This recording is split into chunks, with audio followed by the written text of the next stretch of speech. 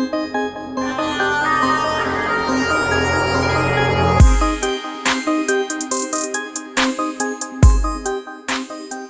and welcome to everyone.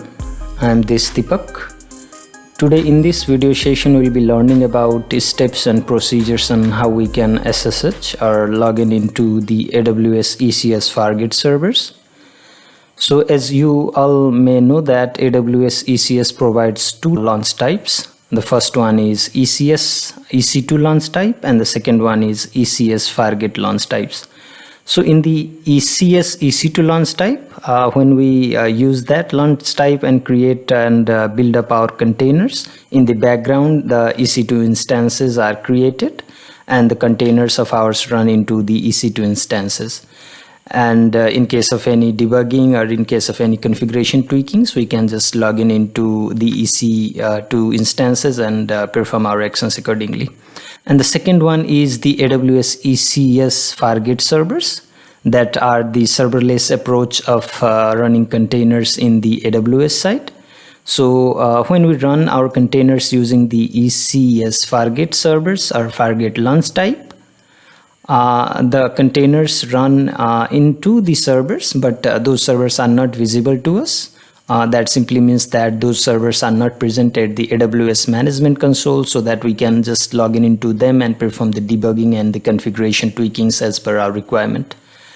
And then the question arises then how we will be debugging the issues or the tweaking of configurations if there are any required in the containers, as there may be different cases that will be requiring such scenarios.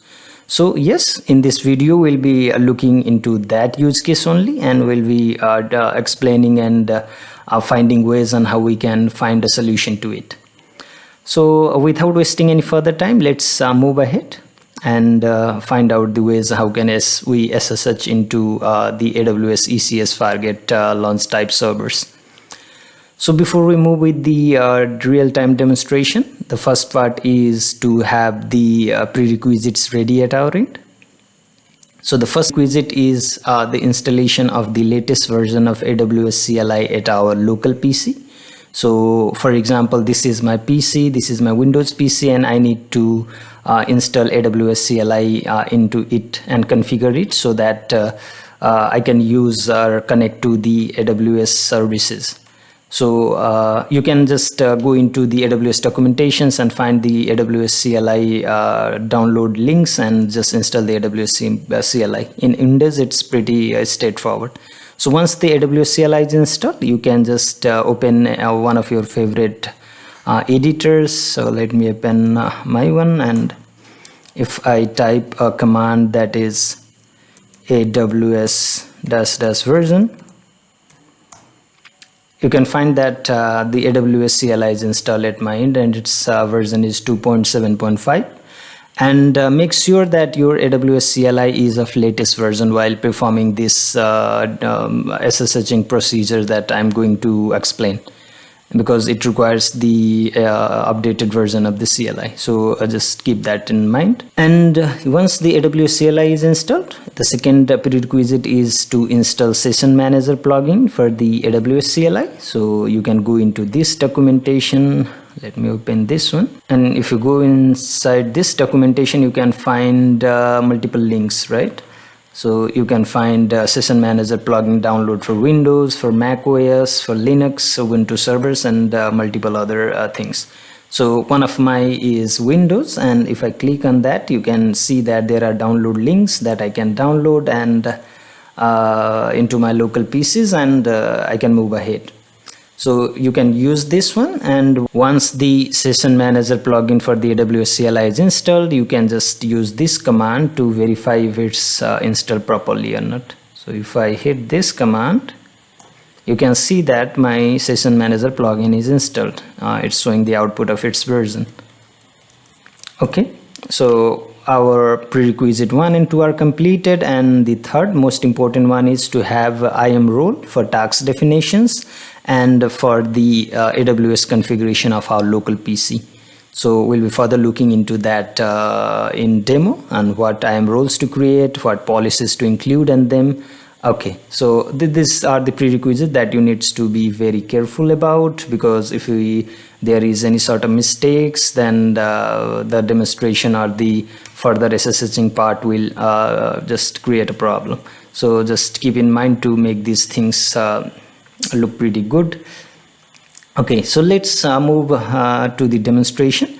So the first and the most important part is to create IAM roles section. So we'll be first looking into IAM role section of this approach or use case, that is to SSH into the AWS ECS Fargate servers.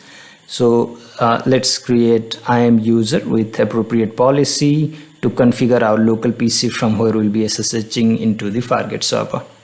So let me create an IAM user. I'll go to my AWS management console. I'll click on IAM. I'll create a user. So this user is specifically meant for configuration, or sorry, cut.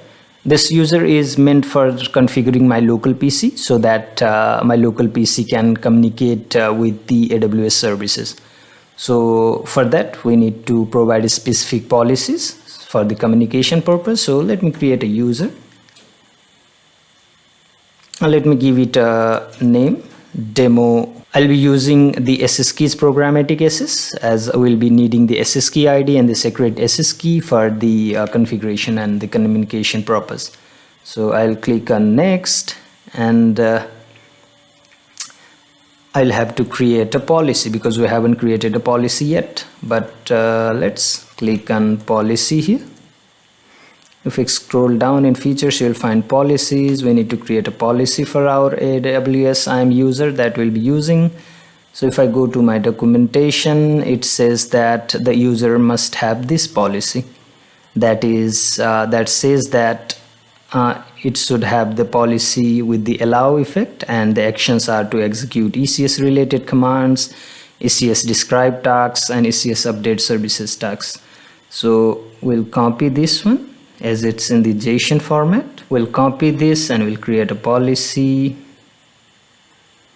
We'll create JSON option. We'll just remove this and paste this one, and everything looks good. We'll click on next. Just give me a name, ECS Fargate policy. I'll just click on this, and I'll copy this one, the name, and just paste it over here. I'll create the policy, and once the policy is created, I'll go over here and refresh my page, and my policy name was ECS Fargate, and I'll select that one and click on next.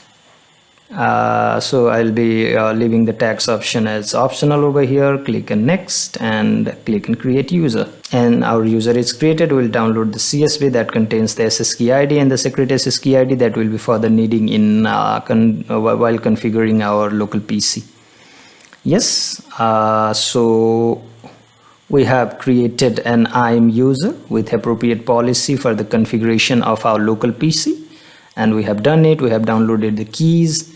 The second one is creation of the IAM role for the ECS Fargate service that is specifically meant for connecting with the systems manager service in AWS that will help us in SSHing into the ECS Fargate containers. So we'll create an IAM role for it. Let me close this. We'll go into roles. We'll create role. And in the AWS services part, use case for the AWS, we'll choose Elastic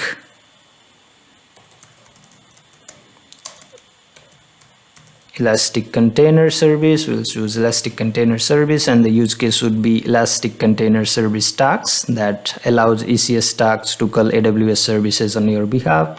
We'll select that one and click on next. In the next, again, we'll have to create a policy to attach to a IAM role. We'll go to JSON, and in the JSON, we'll keep this policy. We'll copy this one and just remove this one, paste it over here. We'll click on next. We'll leave the tags as optional. Click on next and just give me a name, ECS task role policy. That looks perfect, and we'll click on create policy. The policy is created, and if I search over here, let me refresh it once, and the policy name was ECS task. Okay, the name was that was given by me was ECS task role policy. I'll click on that. Let me check once what are the rules. Yeah, the rules are the same that we have given. We select next and give it a name, role. Looks good, and click on create role.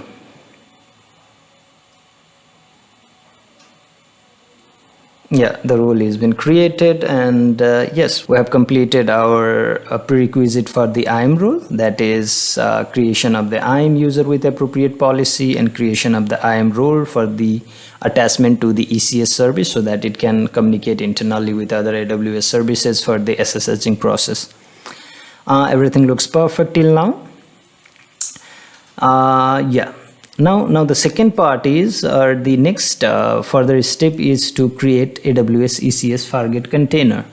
So we don't have an ECS Fargate container yet, so we'll be creating one, and we'll be just trying to SSH into that Fargate container. So let me go to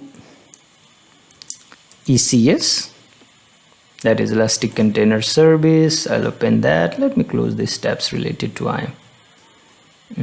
Looks perfect, and we'll go to clusters. First we have to create a cluster. Let me create a cluster, and there are, as previously I mentioned, that there were two types of launch types.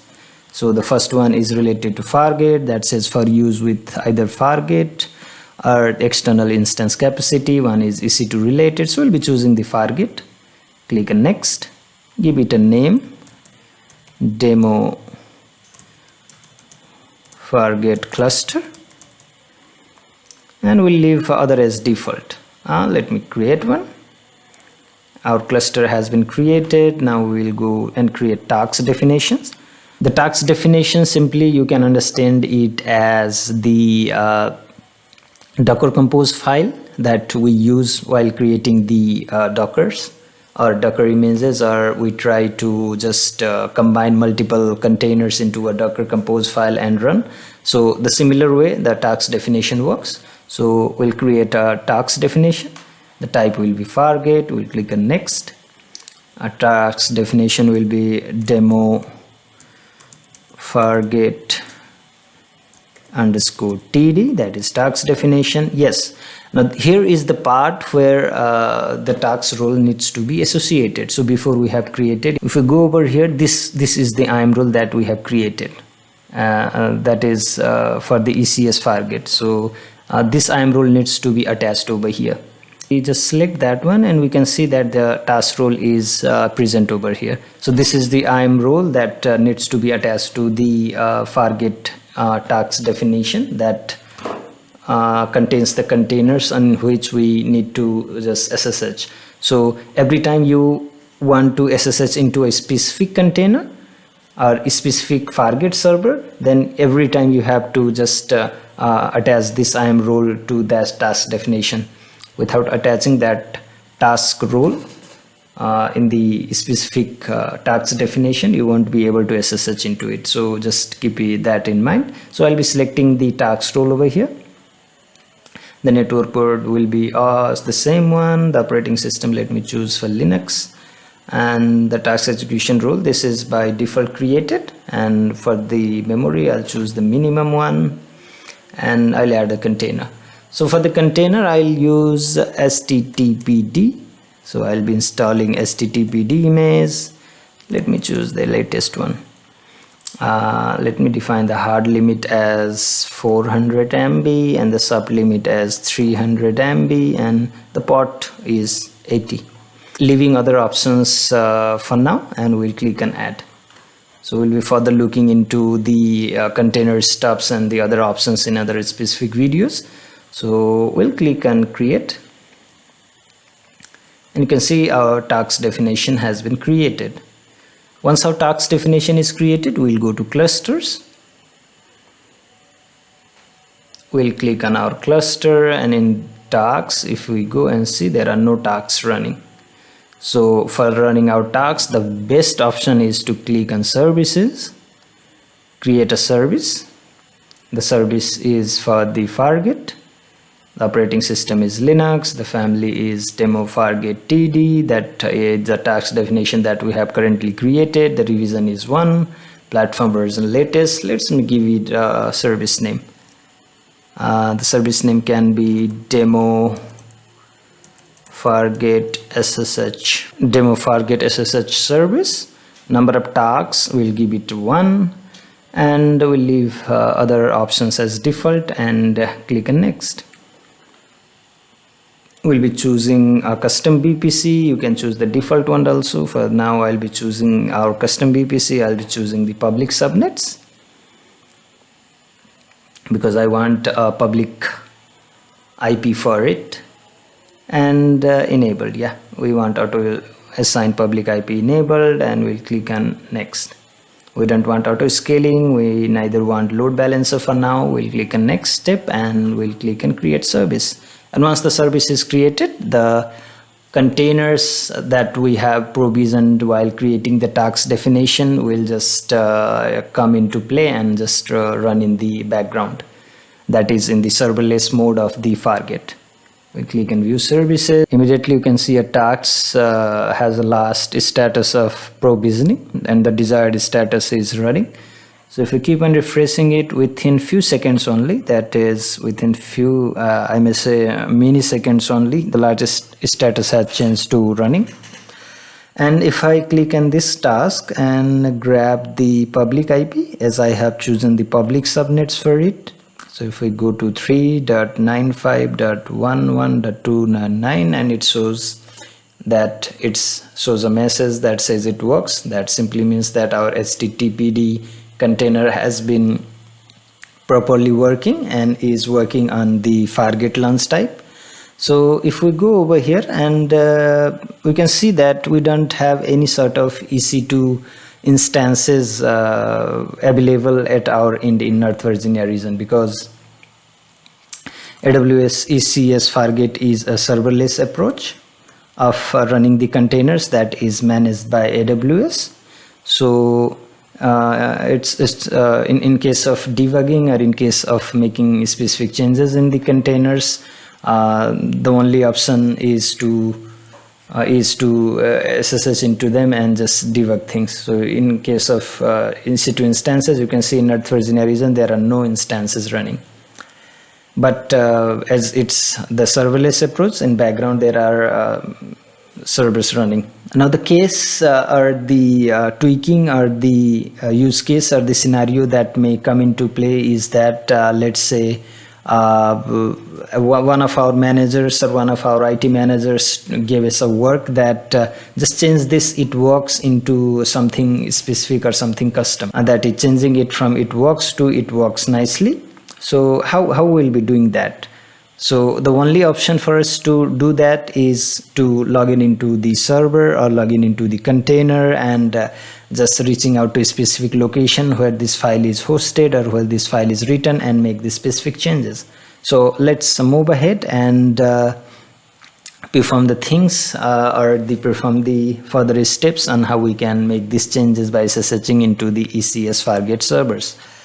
So yes, and now the ECS Fargate container part begins, and as we have already created our ECS Fargate cluster and we have included our task definition with our required HTTPD image container, and it's working perfectly as we have seen already over here.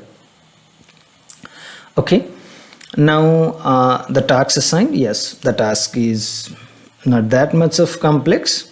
So is the task assigned to us is to change it works to it nicely works.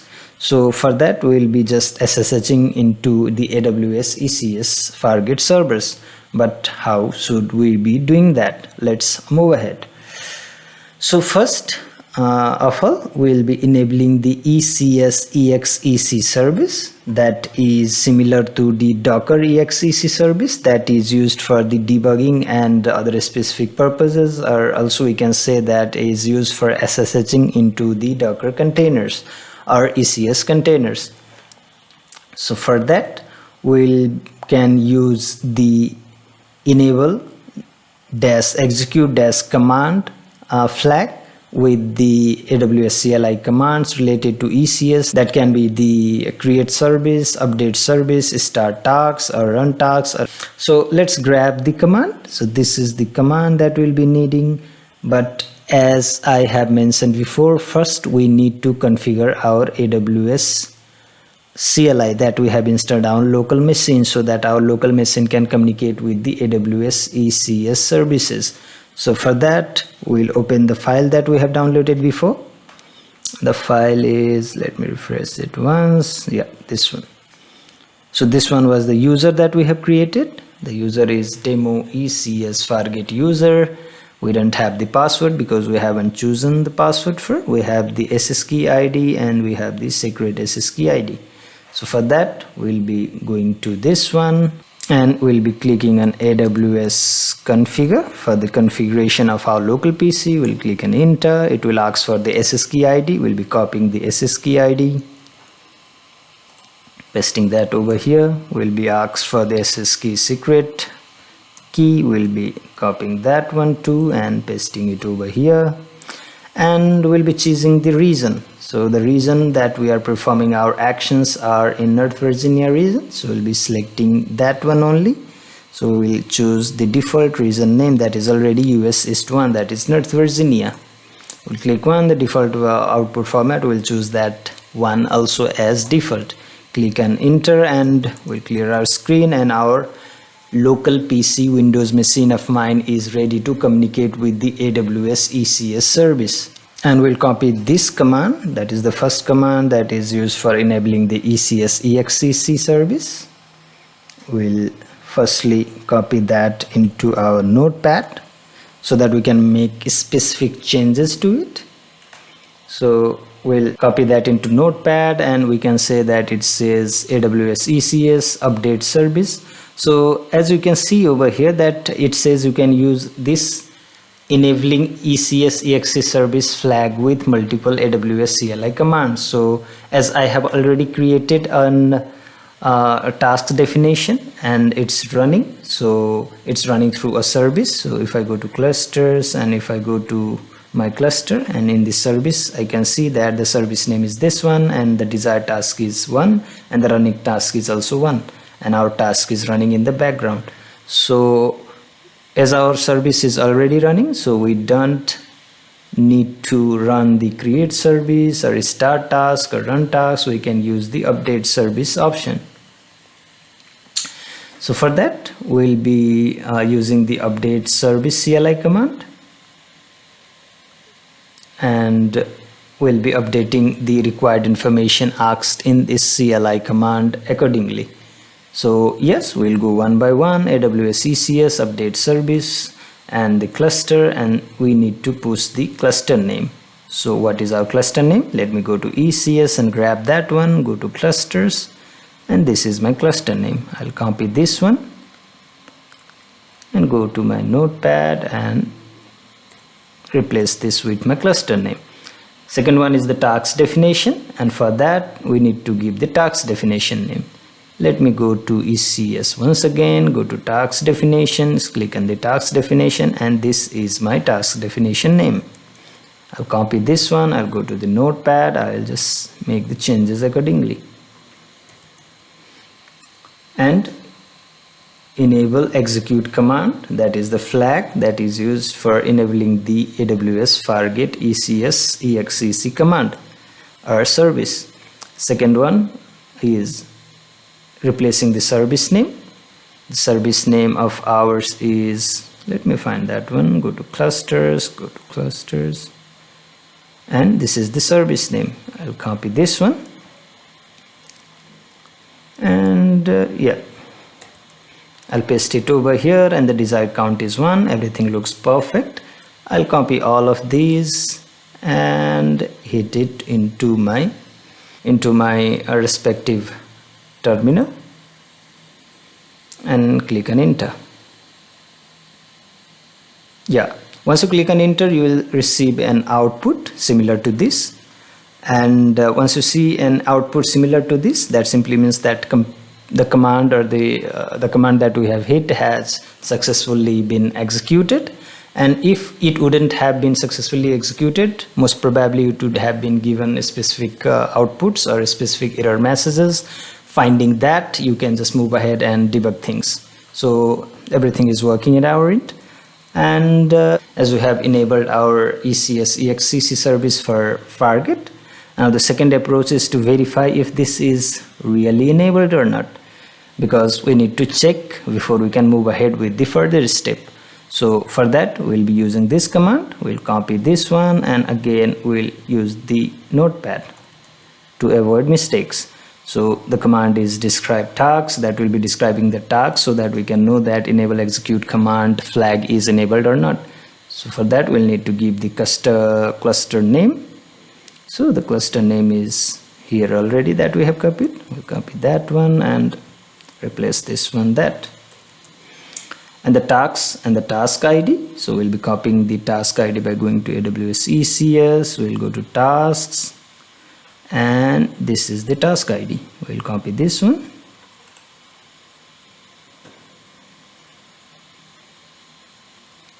and replace this with the task ID. And we'll copy this one and just push it into the command prompt. Once we click that, it describes the specific task definition that we have asked in the CLI command. So if we search for the enable execute command, it says false. This simply means that the enable execute command has not been started or not been enabled. So what is the solution for it? The solution for it is to restart the service or restart the task, or also we can say that restart the task definitions that are running currently, so that changes may take effect. Click on service. We'll click on tasks. We'll click on task and stop it. So once we stop it, as we are running the task definition using the services option, so the services will detect that the task has stopped, and it will automatically come into play and just provide us with another task. So we don't need to just go manually and configure things to start a new task. So it will come automatically. So this is the advantage of using the services option in AWS ECS. So if we refresh our page, and within few seconds only, a new task is being run. So last status is pending. Let me refresh it once again, and yes, within nanoseconds only our new task is been running. So we'll be just updating our command once again, because this task was terminated before and a new task has come in. So we'll be copying the tasks ID. We'll be replacing this one, and we'll copy this one and paste it in our command prompt. And if we now check enable execute command flag and it is changed from false to true, this simply means that the enable execute command for enabling the AWS Fargate ECS EXEC service is enabled in our task definition. So yes, this is a flag stating that we can move ahead with other specific steps to SSH into our Fargate server. So the third command that we need to push is this one. We'll copy this one. We'll again paste it to notepad. We'll give the cluster name. The cluster name is this one.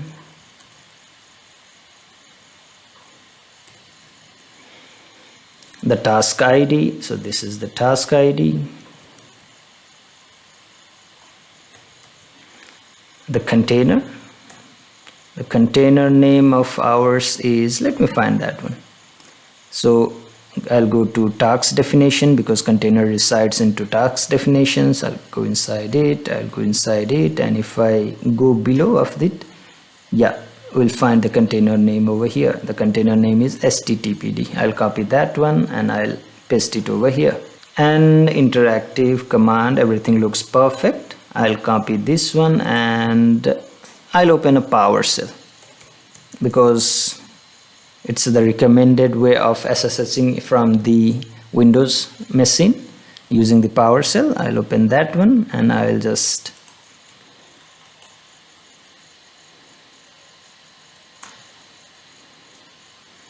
and once I hit the command with required replacement of the CLI commands, you can see that I am successfully logged into the specific task definition. So if I ls over here, you can see that specific Linux folders has appeared. So let's go to our task assigned goal.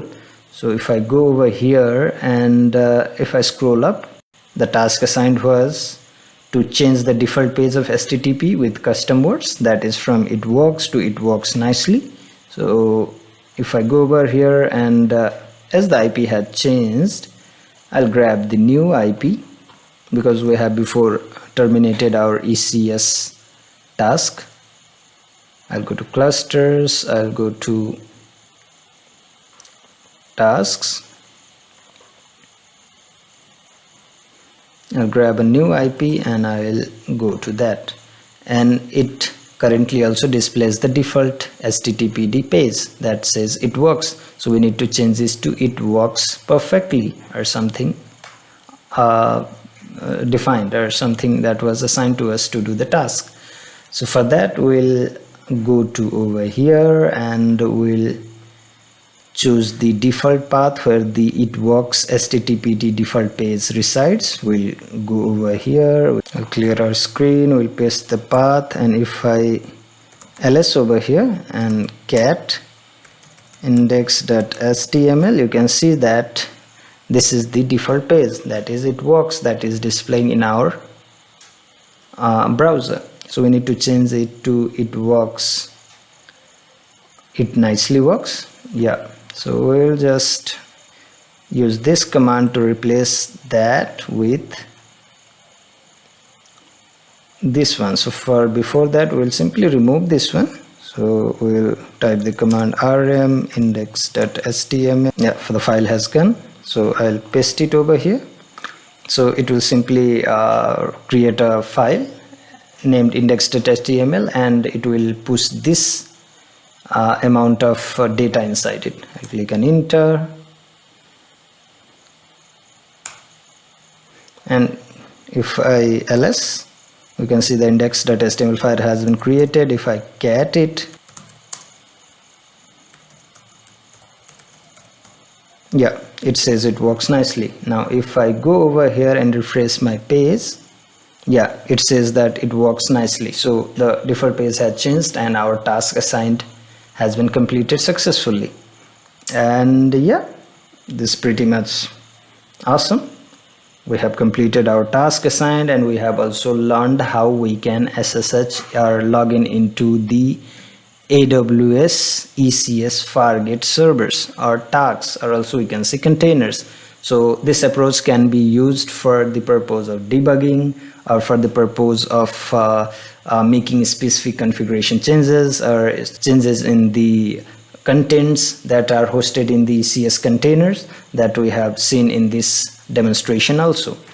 And in case if you guys have any further questions and if you have any further queries, feel free to reach out to me in the comment sections. And thank you. We'll meet soon.